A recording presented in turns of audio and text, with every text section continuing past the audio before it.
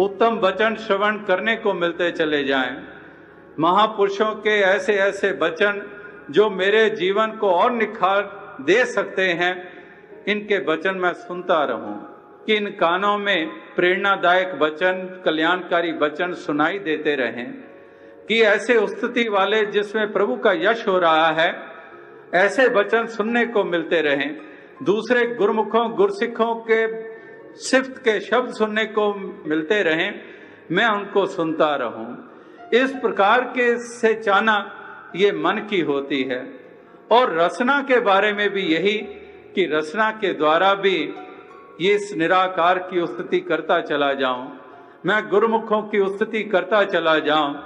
इस रसना से हमेशा ही गुणों का ही बयान ये होता चला जाए।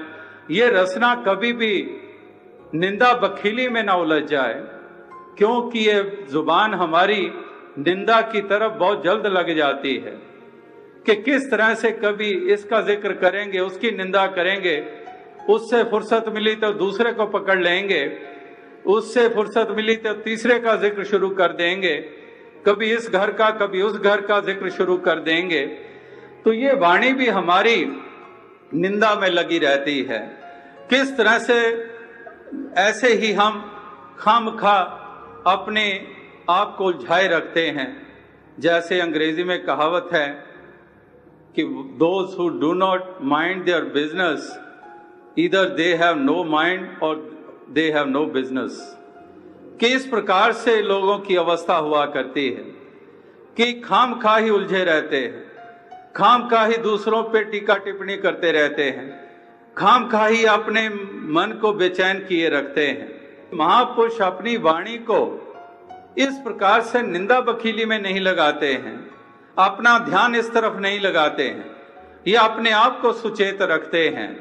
जैसे कहने वालों ने कहा है, if you see people with contrary actions, then you should turn inwards and observe yourself। इस प्रकार से contrary character के लोग हैं, अगर कहीं पर भी उनसे कोई ऐसी भूल हो गई है तो सारी एकाग्रता उसके ऊपर मत डाल दो, उसी को ही देखते चले जाओ।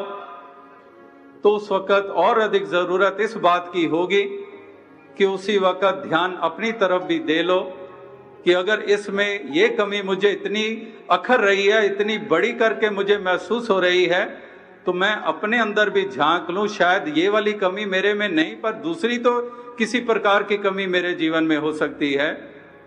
तो इस तरह से उसी वक्त टर्न इनवर्ड्स, उसी वक्त अपना ध्यान अपने अंदर लगा लो कि मेरे में भी तो ये नहीं तो कोई और कमी भी तो है, तो मैं उसको दूर करूं। अगर ये मैं चाह रहा हूं, मुझे अखर रही है इसकी ये कमी, और मैं चाह रहा हूं कि ये कमी नहीं होनी चाहिए, इसकी कमी दूर होनी चाहिए, तो फिर उससे पहले मुझे अपनी कमी को दूर करना है, मुझे उसकी अनदेखी नहीं करना है।